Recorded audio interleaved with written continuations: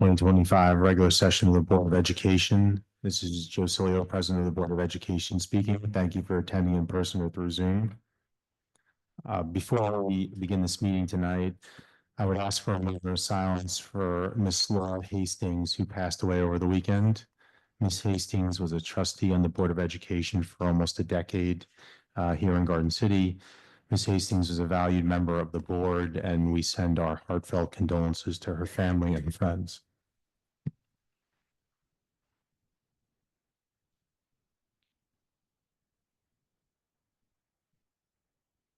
At this time, please rise for the Pledge of Allegiance.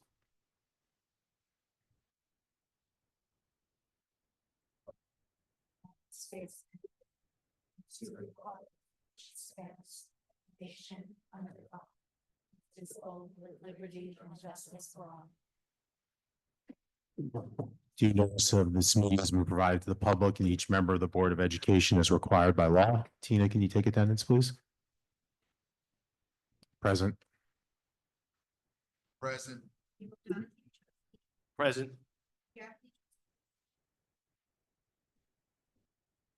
Present. Present. Present. Dean McLaughlin is the Superintendent for Human Resources and Leadership Development. Present. Present. Spencer, Councilperson Vernon. Present. At this time, we have a motion to accept the agenda for January 28th, 2025 regular session as presented. So moved. Second. All in favor? Aye. Aye. At this time, Mrs. DeCapia, would you please provide the treasurer's report? Yes, of course. This is the treasurer's report for November 2024. We had a cash balance at the beginning of the month of $46,751,134. We had receipts during the month of $47,151,402. We had disbursements totaling $9,629,825, leaving us with a closing balance of $84,272,710. Thank you. Thank you, Mrs. DeCapia. At this time, Dr. Sinner, I'll turn the mic over to you for the superintendent's report. Thank you, Mr. Cilio, and I have a long report, so you'll have to bear with me, but some, first I wanted to start off with some really good student and faculty news. So I think you've seen in the paper regarding Amy Zhao. She has been named a finalist in the 2025 Regeneron Science Talent Search. She's one of only 40 finalists from more than 800 high schools. And Amy's project focus is on citrin, which is a well-known within the context of this genetic disease. And Amy analyzed its effects when looking at cancer cells, which can rewire their metabolism's uncontrolled growth. And she explored how its function can impact patient outcome, be blocked, affect cancer cell metabolism. We're incredibly proud of Amy's work and wish her continued success as she heads off to Washington, D.C. in March to compete with other finalists. It is truly an incredible accomplishment, and we will have Amy and her teachers, Dr. Gordon and Dr. Foley, at a future meeting to recognize them. And I have to tell you, Amy's research is quite impressive. And if you get a chance to attend or go to our Science Research Symposium, which is held in the spring, it is incredible what our students accomplish. So we are very, I look forward to these kids doing some impressive things for our larger community. I also want to recognize Taylor Lefebvre. She's a 5th grade student at Stewart, and she recently received a perfect score in the first of 3 meets in the 38th annual Word Masters Challenge. The challenge is a nationwide vocabulary competition with almost 125,000 students nationwide compete in. And Taylor competed in the higher level blue division and scored a perfect score, something only 34 other 5th graders nationwide achieved. So we're very, very proud of Taylor. I also want to recognize our music department. We had nearly 70 students who were selected to participate in this year's All County Music Festival. They were selected in recognition of their 2024 NYSSMA solo performances. These students represented the district at Division I West and Division II All-County Music Festival at Long Island University. Very proud of our students. I also want to congratulate our Latin teacher, Ms. Durkin, who was recently awarded a professional development grant from the Classical Association of the Atlantic States and has been named a 2024 recipient of the Society for Classical Studies Award for Excellence in Teaching at the K-12 level. She was selected based on several benchmarks, including her love for learning, her passion for Latin, and her dedication to her students' growth, all of which make her a leader in this field.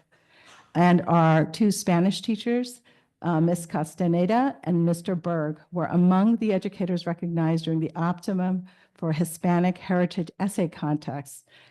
They received a combined gift of $1,000 to purchase materials and supplies. Congratulations to both of them as well. And then I also wanted to mention, we were recently notified that our high school has been selected as a nominee for this year's National Blue Ribbon Award. The New York State Education Department is allowed to nominate only 19 schools out of thousands to the U.S. Department of Education for the National Blue Ribbon Award, and we were selected. So again, this is a nomination. There's an application process that we'll go through, but we're very, very pleased, and we will keep our community and the board informed of that as well. I also wanted to give an update on we had discussed getting an outside literacy consultant. So I wanted to give an update to the community on that. And we have a group of consultants coming in who'll be reviewing our literacy program, K-6. And again, we had discussed that when we did the student achievement report on December 10th, it was.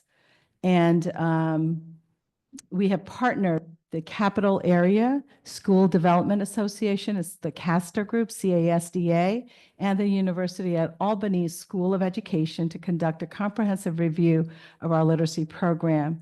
The collaboration draws on the expertise of consultants and researchers to assess and enhance our practices, ensuring alignment with the New York State Next Generation ELA standards, science of reading, and research-based strategies and best practices. The review encompasses a thorough analysis of all the components of our K-6 literacy program to identify strengths, areas of growth, and opportunities for improvement. So in terms of the scope of the work, they'll be reviewing our materials and guiding documents. They will review staffing. What does that mean? Assessment of classroom and reading intervention staffing to determine the alignment of roles and resources. They will also conduct focus groups and surveys. That's engagement with teachers, administrators, parents, and other stakeholders through focus groups and surveys to gather perceptions and opinions about our literacy program. They'll also do an analysis of both state and local data to understand trends in student achievement and the effectiveness of our current literacy practices. They will also review our professional development plan with a particular focus on literacy-related training and its alignment with instructional needs. They'll conduct classroom visits, and then they will make recommendations, our actionable recommendations for program enhancements. And they will provide a comprehensive report for our board and our community member, which we'll share once that's completed. And the team will be, right now they have 3 people on the team. Meg Rooney, she's an expert, she has expertise in early childhood education, literacy standards, and professional development. And Timothy Backus, who's the executive director, his area of expertise is in curriculum design, professional development, and strategic oversight. And Dr. Donna Scanlon, she's a renowned literacy researcher and published author of several books. Her focus is on implementing proven methods to reduce reading difficulties and enhance teacher effectiveness. So we were very impressed with the group's expertise and background, and several Nassau County districts have used this group for other program reviews. And we're really looking forward to them conducting this review, and we're looking forward to sharing that with our board and of course our community. I also wanted to address some questions regarding our student performance on state assessments. As shared during our student achievement report on December 10th, our principals and Dr. Bowman provided a comprehensive review of student performance K through 12, including key strengths, areas of growth, and our plans for moving forward. I encourage any understanding to listen to the student achievement report that was on December 10th. It is on our website. It's under the Board of Education tab. I also want to address concerns that have recently been raised on social media about student literacy and clarify how we are addressing these issues while building on our successes. Now, I will not be reporting anything new to you. This was all reported on December 10th. Our team thoroughly reviewed our New York State ELA and math assessment data with teachers focusing on standards, gaps, and strengths and actionable next steps. In addition, they also analyzed other important data from local assessments, including our NWEA and classroom assessments on a regular basis. Mr. Hardigan and Ms. Hand, they reported for 3 through 5, strong performances in determining in each of the grade levels, they identified our strengths and they also identified areas we need to do better in. In grade 3, they shared that we had strong performance in determining the meaning of words and figurative language. Grade 4, strong in describing characters, settings, and events. Grade 5, strength in determining themes and supporting details. And in grade 5, they talked about the growth. We saw a nice growth between 2022 and 2024, and they made some strategical decisions around instructional time and how that was being spent. And they also talked about opportunities where we need to do better. And they discussed very intense, actually they spent quite a bit of time talking about constructed and extended responses that remain an area for improvement for us. And they talked about the CLEAR strategy, which is claim, evidence, another piece of evidence, and reasoning, and to help students construct stronger written responses. They also talked about that while students show strength in areas like identifying themes and character analysis, there is room for more consistent performances. These standards, central ideas, summarizing and interpreting texts, are critical for deeper comprehension across all grades. Similarly, Mr. Samuelson, who's here, he also talked about the middle school. Again, he talked about the strengths and areas where we can do better. And finally, they shared their action steps of what they would be doing after the analysis. And I think all 3 of our principals spoke along with Dr. Bowman. Teachers prioritizing focused standards based on data, professional development centered on analyzing student work and instructional strategies, dedicated periods for close reading and response to reading using curated texts, purposeful rereading, and the CLEAR strategy, incorporating more writing across content areas, and preparing students for computer-based testing with support from of course, our technology team. And again, on December 10th, we had talked about the outside consultant, which I just shared with you just a little bit ago. And, I wanted to, actually, we also discussed this on December 10th, was that the New York State assessment 3 through 8, it's one measure of literacy, and they don't necessarily always capture the full picture of a student's abilities. We discussed in depth during that time the importance of multiple measures. So approximately 30% of our students scored at levels 1 and 2. And of those students, many are capable readers who excel in other areas. And for those who face challenges, we are addressing them with targeted strategies and supports. While literacy is a priority, our district's overall success remains strong. Most of our children are with us through grade 12, and our exiting outcomes are excellent. Our alums regularly share that they were very, very well prepared for college and beyond. And we remain committed to continuous improvement with our internal analysis and with the help of external consultants with a focus on meaningful evidence-based strategies. We're confident in our ability to meet the needs of a student in our district. And finally, I encourage our parents to connect directly with their child's teacher to discuss any concerns as they have the most in-depth understanding of their child's abilities and progress. Additionally, our principals are always available to support you in addressing any other further concerns you may have.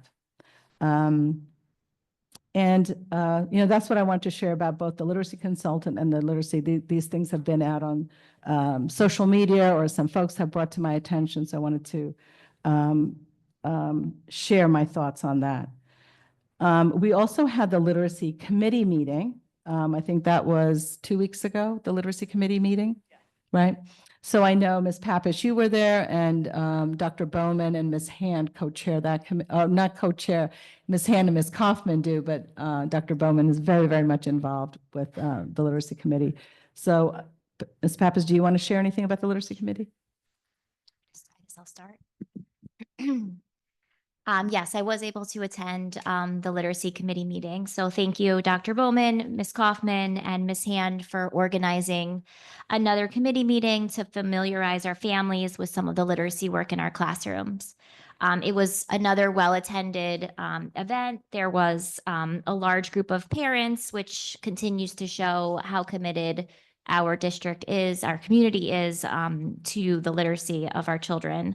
We had the opportunity to engage in some different rotations where they were familiarizing us with some of the literacy experiences that our children have inside of the classroom, like interactive read-alouds, close reading, analytical writing, and then also fishbowl discussions. So it was a great experience. Sorry. Would you like to add anything to that, Ms. Bowman, or Dr. Bowman? Sure.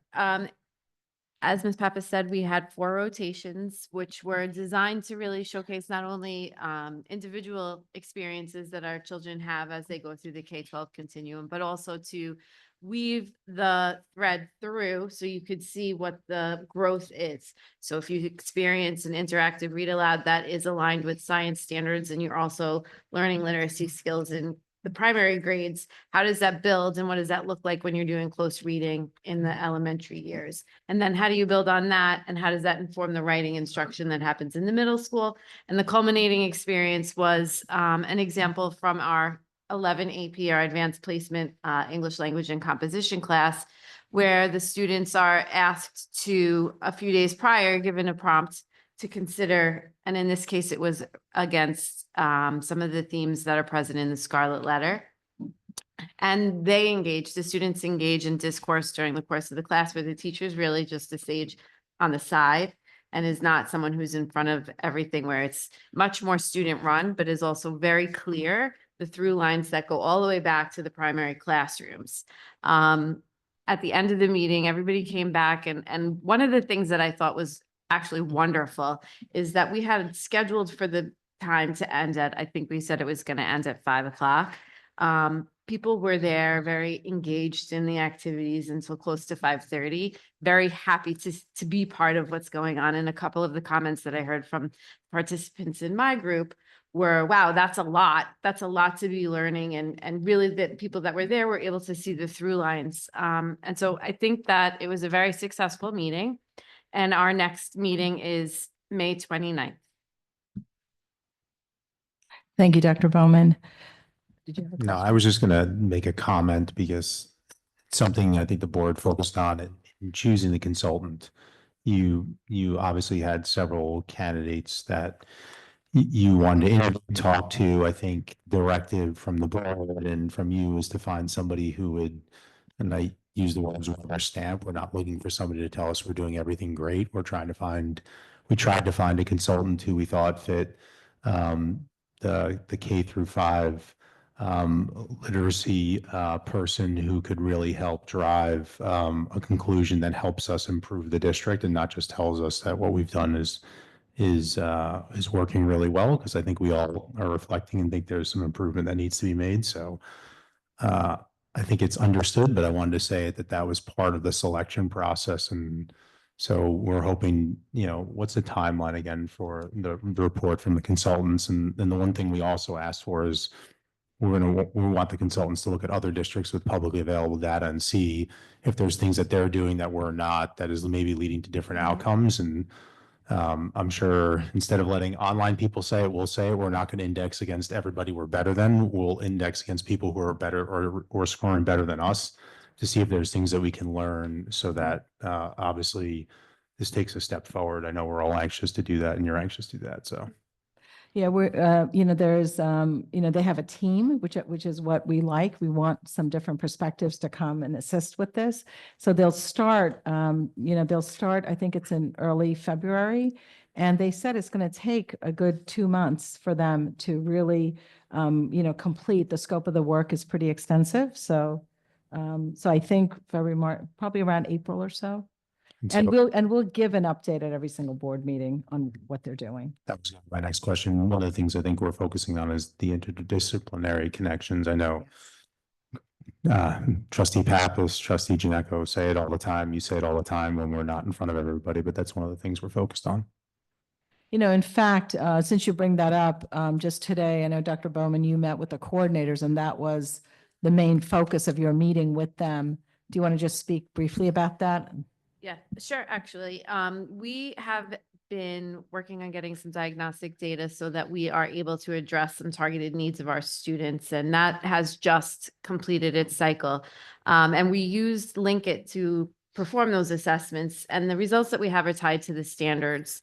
And when I met with the coordinators today, it wasn't just the literacy coordinator, it wasn't just Ms. Kaufman, it was all of the coordinators. And we discussed making sure that the standards where we see our students need some extra supports are focused on in all of the discipline areas. So looking at how are we going to make some small adjustments in how certain assessments maybe are presented or how instruction is presented in the science classroom that would help support the standards and make sure that the students' skills are really being focused and targeted to close any gaps that we have. But we also had today and yesterday kindergarten PD happening where our kindergarten teachers were learning more about interactive read alouds, and the text that they were using was on forces.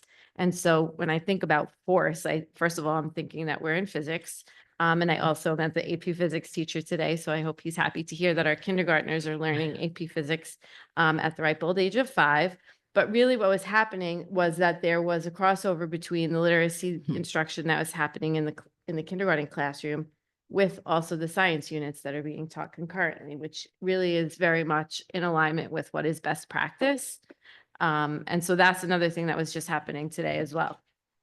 Just as a refresher for everybody, Linkit is the system that the board and the administration worked on purchasing over the last year and a half that tracks student data, tracks units of study, and is able to be used over the course of the continuum of the student's life with us. So when they go to from second grade to third grade to fourth grade, those teachers can see the data and the performance of those students in those course units over time, so that we have a significant data tracking system. So we're no longer kind of, my word, Stone Age in terms of tracking with paper and pen, relying on teachers to have conversations with each other. Correct.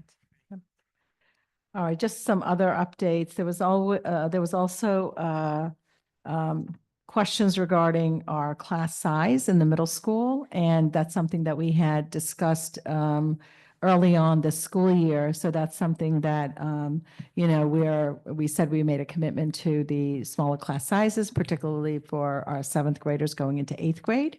So Mr. Samuelson has been working hard along with Dr. Bowman and Mr. Samuelson's team to ensure that for our 8th grade. And we also have a larger class size coming in 6th grade. So we have been working on our budget. So I would ask everybody to continue to come to our board meetings, especially through our budget discussions. And we'll be talking about enrollment and class size for K through 8. Yeah, and I think, I know some people asked about the question. I forget when that discussion was, whether it was September or October. Obviously, we couldn't make universal changes in classroom size and hire new teachers if that was the direction. So that's being handled in the budget process. Those discussions have started. Mrs. DiCaprio is hard at work with the administration, working out how to pay for all of this. I would be remiss in saying that, anytime you ask for more resources, it's got to come from somewhere. So it might lead to increases in taxes or cut in other services, but It's something we've committed to doing. So I just wanted to flag that for everybody so they're not surprised when we go through the budget process. And then just some items that are on the agenda that I wanted to mention. We have 2 retirements on the agenda. One is our Coordinator of Social Studies, Ms. Jeanette Belantic, who'll be retiring at the end of June 30th. And we're very, very sad to be saying seeing Ms. Belantic's retirement. She has been an integral part of the success of our social studies department throughout the district, and she's been here for 18 years.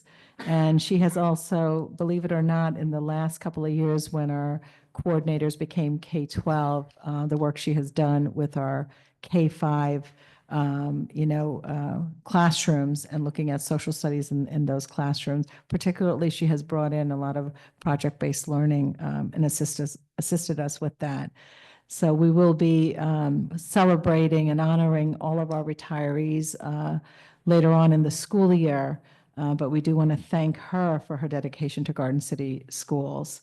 And we also have on the agenda, and that's in April of this year, Ms. Hilton, Valerie Hilton, the head secretary at Locust School, will be retiring, and that'll be after 27 years. She's been with the district. And Locust School is going to be very different without Ms. Hilton, because she's been there for a long, long time. And we thank her for her dedication to Garden City Schools. We also have on the agenda an appointment for Ms. Michelle Vivona as our next Director of Pupil Personnel Services. We're very happy to share that, that she'll be taking on this role. And again, it won't be effective till July 1st, but this affords us the opportunity to look for an Assistant Director for Ms. Vivona. But I want to mention that in a very short amount of time, Ms. Vivona started here July 1st. She has built relationships and has learned about about Garden City, our district, our special education programs.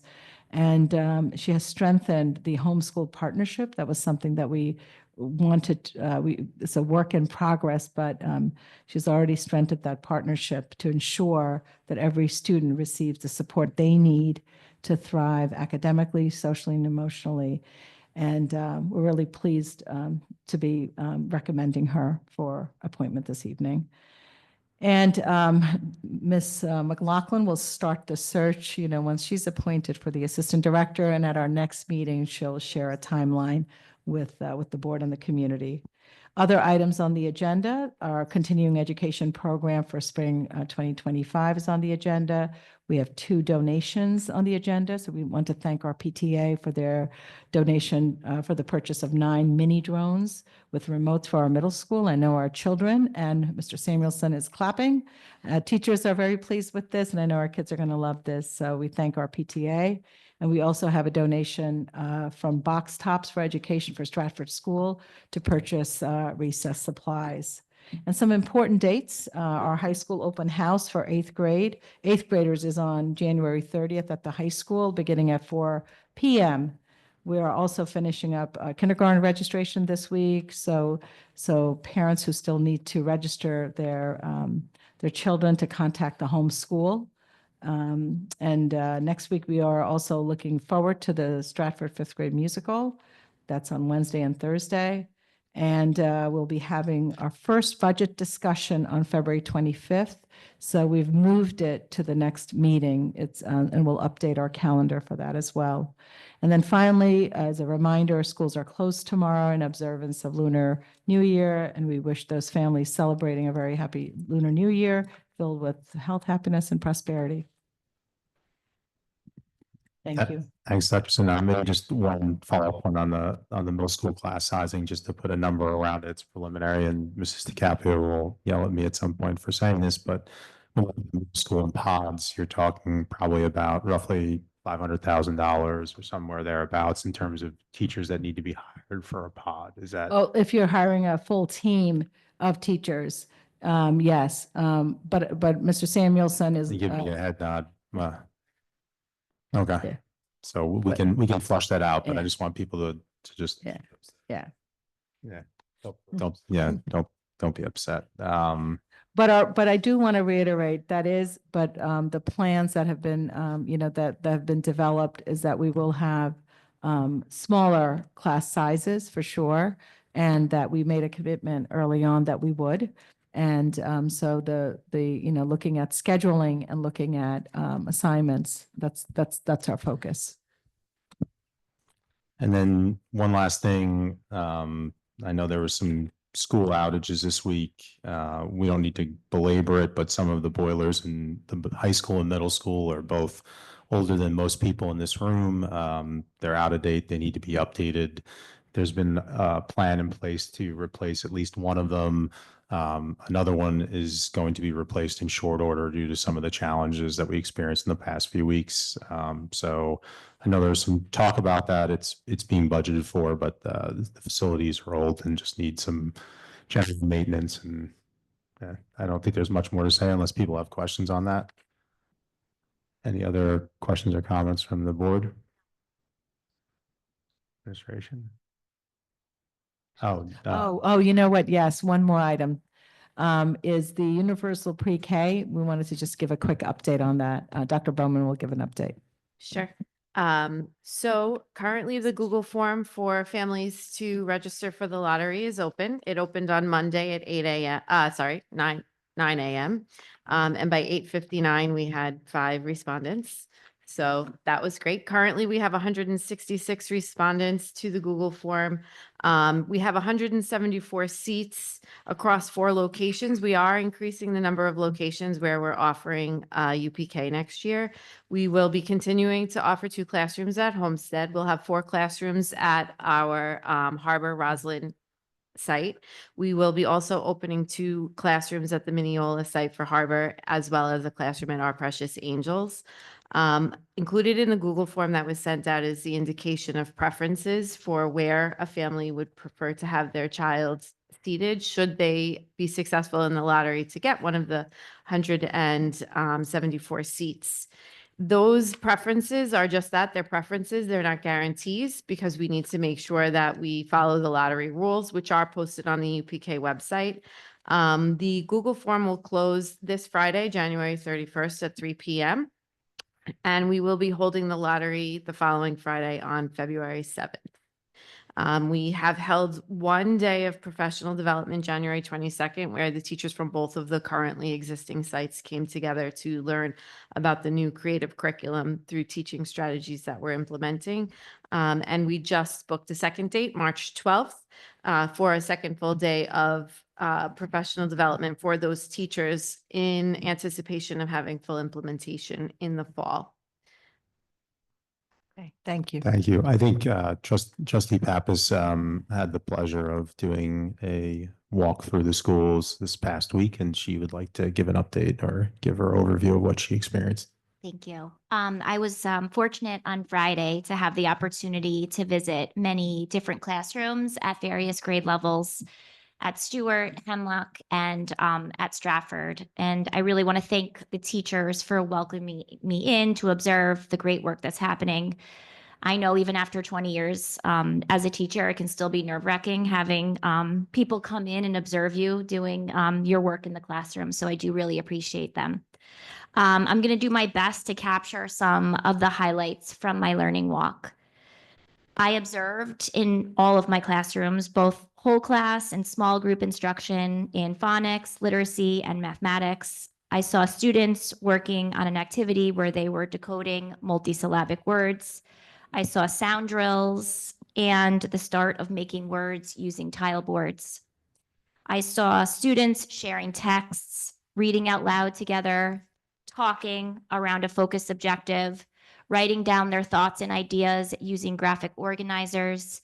I observed teachers pushing the thinking of their students with discussions in a read aloud and also in group discussions around texts.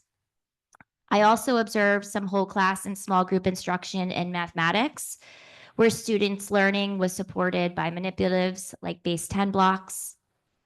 At the primary level, I observed small group work around building phonemic awareness. Students were mapping sounds and using manipulatives to represent the sounds they heard. I saw encoding work as students were segmenting sounds and writing words. I observed center activities where some students were engaged in activities to build fluency and practice decoding skills while others were spelling or encoding. I saw teachers working collaboratively, each delivering small group instruction.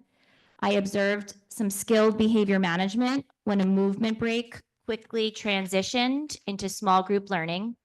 And I can appreciate that that doesn't happen easily with children at the primary level unless you've created a community of clear expectations. I was also able to visit the renovated Stewart Library, which was a beautiful job integrating the old with the new. They made really great use of the space by creating a separate portion of the room that a class can utilize even when students are working, when another class is working with the librarian during their special time. But overall, I saw our kids engaged and hard at work. And I also saw our teachers leading learning experiences in which students were active in their learning. So I'm looking forward to carving out some more time to visit some of the other primary schools, as well as our middle and high school. And my suggestion too is that I'd love for us to find a way for more of our families and also our community members to see some of those new learning spaces that we have created. The Stewart Library was beautiful. And I may not have seen it if I hadn't been on that learning walk. So I think it would be wonderful if there was a way that we can invite more families and community members to see some of those spaces in some way. And I'd just like to, several people have done, but thank you for taking it. I know you took a day off from work to go through the school, so I think that's appreciated by me. It should be appreciated by the community members. People dedicate a lot of time, and so thank you for doing that It was a pleasure. and providing the report. Any other questions? This time, the mic is open for citizens' questions. I think you guys, most of you faces are familiar, so if you have any questions, you know the drill.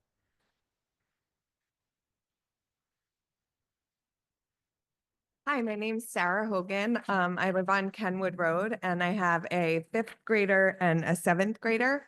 I have been bringing the large class size to the administrator's attention since September. And I do recognize that changes do not happen overnight. I'm still disappointed that my daughter is sitting in classes of 33 students. And I feel like this would be a great time to make a change because they just finished their midterm benchmarks and maybe they could be split up into smaller groups. I'm here to advocate for class size because class size is linked to student performance. I do really appreciate the fact that you address this, and it does seem like there is hope that next year class size will be improved, and I appreciate that you have heard what the community has been saying and are looking to change that for next year. I feel like I heard a commitment for next year. I wish that something could be done for the remainder of this year. Thank you. Just to be clear, that's a commitment from the board, so we'll figure it out for next year. This year, I don't think there's, I don't know if there's anything else we can do that we already done, so. Hi, Denora Della Camera, One Sunset Lane.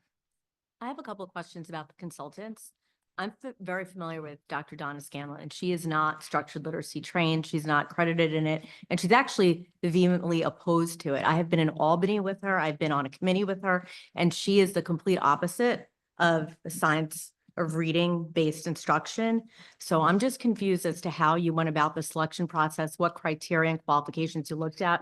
And the other point is, being part of a university, they kind of created the problem. They are not teaching teachers or preparing them the way that New York State wants them prepared. That's why New York State now has the path forward, because they see there's an issue with the university. So the fact that she's affiliated with Albany, they're creating a problem because they're letting teachers graduate that do not have that skill set to really teach reading with phonics. That's why we have to do so much professional development, why you have to train in foundations and hegrities and have speech brought in, because they're not being well prepared. They're still holding on. Some colleges, some are changing now, but there's something called New York State Path Forward. You could look it up if you're not familiar with it, but it literally states that New York is going to be implementing these changes at the university level. So teachers will be prepared when they graduate, unlike they are now.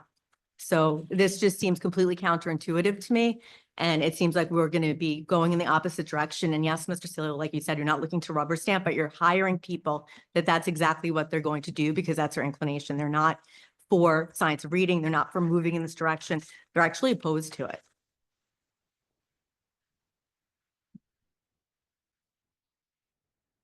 Just real quick, Doctor, did you say that she's affiliated with Albany, Yes. who's going to make these changes? No, she's not. She doesn't make any changes. She actually. No, but you said the university is going to. The New York State has something called the Path Forward. Scanlon has her. I own understand all that. I'm just reading asking, you programs. said University of Albany is changing standards, so teachers Well, come out with this and. They're supposed to be. confused. It's going to take some years to do it, but Okay. Scanlon has programs that she sells herself that are balanced literacy. So she has a money thing.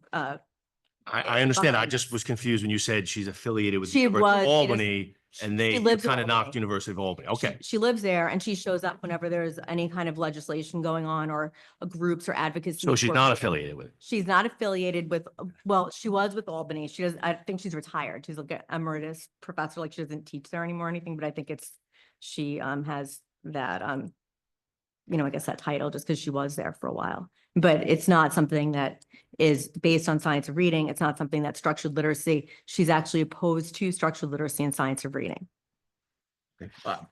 Honestly, we'll discuss that and that's not going to be the marching orders, but listen, we're not going to have anybody perfect. We No, but vetted she's these the people. opposite. Well, that's your opinion and I respect that. Are you an It's a- educator? No, but I've been involved in all of this Okay. and worked with New York State as well. So We wouldn't will speak bring out of that up turn. after the meeting because I'm concerned with. Yeah, there's two competing schools of thought here. You have a very strong opinion on It's not one. opinion, it's fact, Mr. Cilio, and it's I fact mean- that's based by New York State. If you look at New York State Department of Ed, everything. Yeah. Does every district use what you're saying? No, but they're gonna have to. Okay, It's a so mandate. it's not it's not universal then, right? No, it's a mandate. Okay, so 2025 in September. top districts use what you're saying. As far as we know, I don't think that's a fact. Well, Long Island is. Just don't use generalizations as fact. We're Have you we're read the aligned mandate? Have you read the mandate? Have you read? in the issue. Have you I mean, read- reading the mandate is not of my concern. We have people who are looking into it.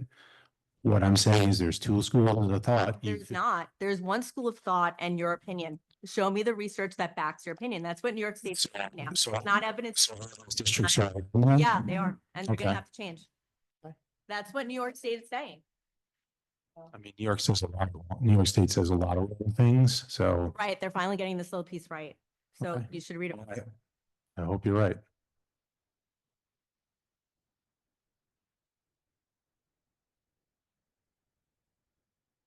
Any questions? Comments? No.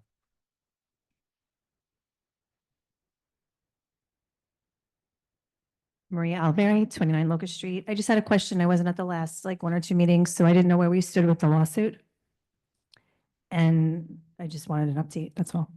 You're referring to the regionalization lawsuit? Yes, yes. There is a lawsuit. The board spent a fair amount of time, based on the most recent releases from the state and state ed. We have made a determination that by opting out, which we already have done, there's really no further challenges for us at this time. Other districts want to sue to have a full removal, and Mr. Spencer can correct me if I'm using general legal parlance. Full removal, things might change. We're not unaware of the fact that the state has fiscal challenges, and some of us suspect that part of this was to solve for some of those issues. So I don't think it's done personally, but as of right now, I don't think there's any actions for us to take. Mr. Spencer, feel free to jump in. Right. Just to confirm you, Mr. Cilio, that is absolutely correct. At this point, there's nothing more for the district to do. You've opted out of your participation in that program. based upon that, we don't believe that entering into the suit is something that would serve your best interests at this time. I will say I'm aware that they are commencing. It will affect everybody. There's always a chance to join if something changes or a data point changes or some sort of fact changes. But as of right now, we submitted our paperwork. There was very specific language that originally required that you could opt out of the process, but you couldn't opt out of regionalization. It was kind of cute legalese, in my opinion. They subsequently changed that language over the course of, I think it was 4 or 6 weeks in November, December. And so that's where the board's at this point in time. Okay, was there any like specific reason why we opted out? Like just I mean, not in the I best don't- interest of this district, or is? We don't think we need to at this point in time. It's also a financial consideration, but I don't know if Dr. Zindi, you had another. Yeah, we opted out of the regionalization and we did send a letter to State Education Department that was recognized. We received a reply back from them that, that we don't need to participate in the regionalization process at all. From what I understand, and I've just glanced over documents that it really isn't an option. It's going to happen. Like that's from my understanding. They actually clarified that, and I think we did actually, I don't know if Tina, you can confirm, we put it on our website, or what we received from State Ed, recognizing that we're not going to be participating. Okay. Thank you so much. Are there any other questions? At this time, to make efficient use of the meeting, the board has authorized the use of a consent agenda. Consent agenda allows for one motion to approve multiple items and such items as identified on the agenda. The President of the board will ask for a motion to approve the consent agenda and will ask if the board members wish to have a discussion or clarification on any specific items contained within that consent agenda. Following discussion, the board will then vote on the consent agenda motion. In addition, the board will request to have one item removed and discussed individually and voted separately. At this time, may I have a motion to approve the consent agenda, which includes business of the board items G1 through G5, personal matters, items H1 through H5, business office matters I1 through I13, special education matters items J1 through J2, and continuing education matter K1 through K2. So moved. Second. All in favor? Aye. After the approval, I'd like to congratulate Ms. Favreau on her appointment. Thank you for your hard work. Wish you continued success in the new role. Is there any new business from the board? Administration? Future Board of Education meetings, there'll be Tuesday, February 11th, 2025. It's a Board of Education Public Work and Special Session, 8:15. And then as Dr. Sinha said, I think it's the first budget meeting will be Tuesday, February 25th. It's a Board of Education regular session at 8:15. At this time, we have a motion that there's no further business to come before the board and that the meeting is adjourned. Second. All in favor? Aye.